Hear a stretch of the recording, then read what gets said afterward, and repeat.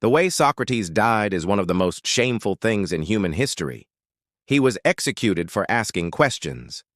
But what's so powerful about Socrates is that despite his death being one of the worst possible scenarios for someone who values knowledge and understanding, he still did it. He still asked those questions even when he knew it would cost him his life.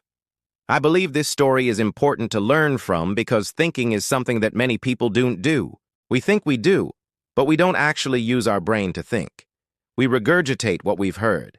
We parrot the ideas of others. We don't think for ourselves. Socrates showed us that thinking can be dangerous, but Socrates also showed us that we should continue thinking even if it's dangerous. I'd like to share 3 points about how Socrates died and what we can learn from it. First, let's look at the background of the situation. Then we'll look at the conversation that got Socrates killed. And finally, we'll look at why we should follow Socrates' example and continue asking questions even when we might get punished for it. In 399 BC, Socrates was put on trial in Athens. At the time, Athens was a democracy, which means that all adult males could vote. You know, if you were a woman or a slave, then you couldn't vote. But for men, it was pretty radical. This idea of democracy that they had back then is actually where we get our word democracy from. It comes from the Greek word démocratia, which means rule by the people. But in practice, though, democracy doesn't always work as well as we hope it will. You see, there are 2 ways that people can participate in politics. They can either run for office or they can just vote. And Athens had both of these options, but in reality, only a very small number of people ran for office. In fact, every year there were far more people who wanted to be elected than there were positions available, so just getting elected was incredibly hard to do. But once you got into office, then your job was fairly easy. If you were a politician in Athens, you basically just went with the flow. You just agreed with whatever everyone else was saying. You didn't have to stand out or be particularly smart or talented. You didn't even have to be particularly brave. If you just agreed with everything other people were saying, you would be fine. You wouldn't rock the boat. And this meant that the vast majority of politicians didn't really ask any difficult questions. They didn't challenge the status quo. They didn't try to improve things. They simply agreed with everything. And because of this, they left all of the real work to the so-called orators, which were people like Socrates who were famous for their ability to speak and persuade people.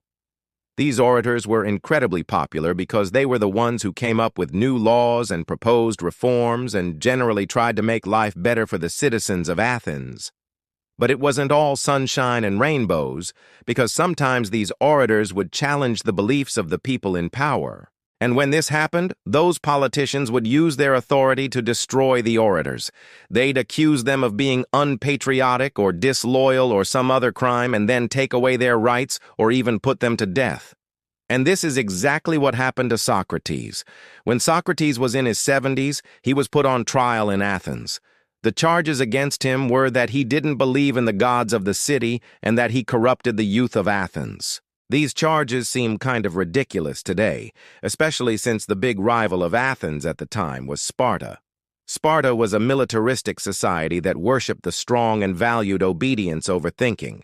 So if you were from Athens and you wanted to be popular, you'd want to be an orator. But Socrates wasn't really an orator.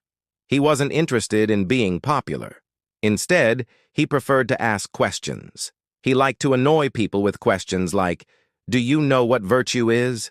Or "What is wisdom? What is piety? What does it mean to live a good life?"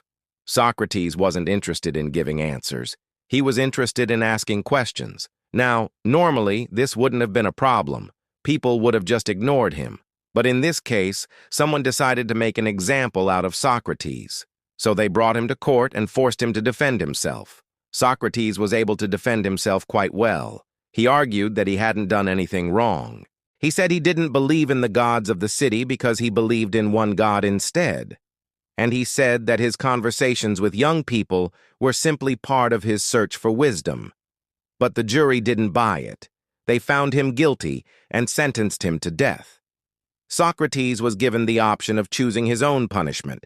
He could choose to be exiled or put to death. But in the end, Socrates chose to stay in Athens and drink the poison hemlock. And as he drank the poison, he said, "I owe the state this much, at least that I won't give it my hand first. I will die a citizen of Athens here." So that's the basic story of how Socrates died. Now, this story is so messed up that it's almost unbelievable. It's hard to imagine that such a thing could have happened, but it did happen. And it's important to remember that Socrates wasn't the first person to die for asking questions. He wouldn't be the last. Socrates lived during a time when asking questions was considered a threat to society. But this isn't the only time this has ever happened. Whenever we stop asking questions, whenever we stop thinking for ourselves, we become vulnerable. We become easy to control. And that's why those in power hate people like Socrates. They hate people who think, and they hate people who encourage others to think. But we should be grateful to people like Socrates because they show us what's possible. They show us that even if we face opposition, even if we get punished, we should never stop thinking. Because the truth is that thinking is the most powerful force in the world. When Socrates was put on trial, he could have easily escaped. He could have fled to another city. He could have renounced his beliefs. He could have kept his mouth shut. But he didn't do any of those things. He stood up for what he believed in. He faced his accusers, and he drank the poison hemlock. If we're honest, we have to admit that none of us would be willing to go that far. None of us would be willing to sacrifice everything for our beliefs. But that doesn't mean we can't try. It doesn't mean we shouldn't try. We should all strive to be like Socrates, because the truth is that we do not know how strong we are until being strong is the only option. Look, there's no way of knowing what the future will hold. We don't know what challenges we might face or what sacrifices we might have to make. But if we follow Socrates' example, we'll be prepared. We'll be ready. So never stop asking questions. Never stop thinking for yourself. No matter what happens, no matter what you face, no matter what the cost, never stop thinking. What's your favorite quote from Socrates? Let me know in the comments below. And if you want to see more videos like this, then please subscribe. Thank you for watching.